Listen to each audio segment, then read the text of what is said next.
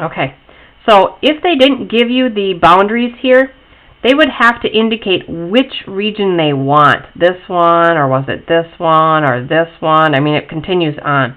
But they're giving me the pi over 4 to 5 pi over 4. So if I trace and put in pi over 4,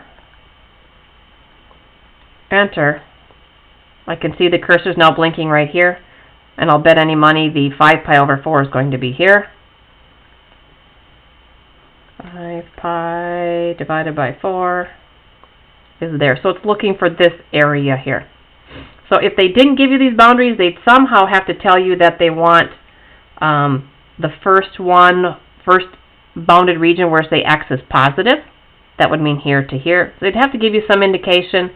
And then you would use your second intersect feature. And I think I want to show you that because you have one on your homework. So if I didn't know what this point was and I wanted to know it, second calc, I want the intersection. Is this the first curve? And it's on the sine. I hit enter for yes. Now it switched to cosine. Is that your second curve? Yes. I might as well just find that one there. The intersection, the decimal approximation is 3.93 I would use. And then I would do the same thing up there. Second calc, do the intersect thing, and get the boundaries that way. I do think your last homework problem, you'll have to do that. I think. Okay, so we're ready to go. I've got the sketch.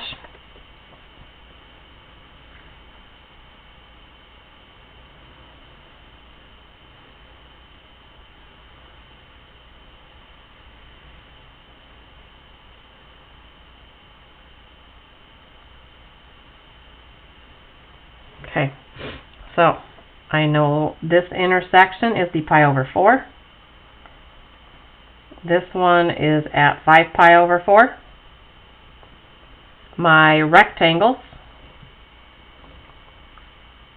all the way through are consistently touching this top function. I need to know which function that is. I know which one it is because I can see it starting at the origin here, and that is the sine function that does that. So my top function is sine. My bottom function is the cosine function. Because remember, I got to get the height, and height is top minus bottom. Okay, so my height is what I need to figure out before I'm going to write my integral. Oh, it's easy. Sine x minus cosine x. There's no simplifying to do like example 1 had. So then the area under the curve from pi over 4 to 5 pi over 4 is the integral of sine x minus cosine x all times dx. Okay, no power rule here. It's a 1. Just think of it, the parentheses not even being there. Do each one separately. So ask yourself, what has sine as its derivative? Well, the closest thing is cosine. Cosine's derivative is negative sine. So I need that to be negative cosine. Now what has cosine as its derivative? Is sine. And then we evaluate from pi over 4 to 5 pi over 4. Remember, top boundary goes in first, then the bottom boundary. I can do it. I can just go to use my table. I'll go negative cosine x minus sine x. Table set. I want 5 pi over 4. That'll be the first number I see, so that's 1.414 minus whatever I get when I put in pi over 4.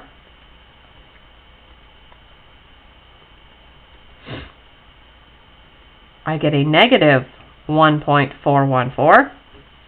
So when I subtract my negative, it becomes plus 2.828 is the area between the curves.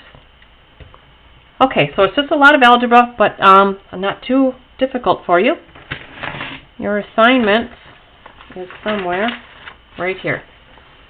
Page 383, Quickie 1 through Quickie 7, and then 1, 2, 5 through 10, and 13.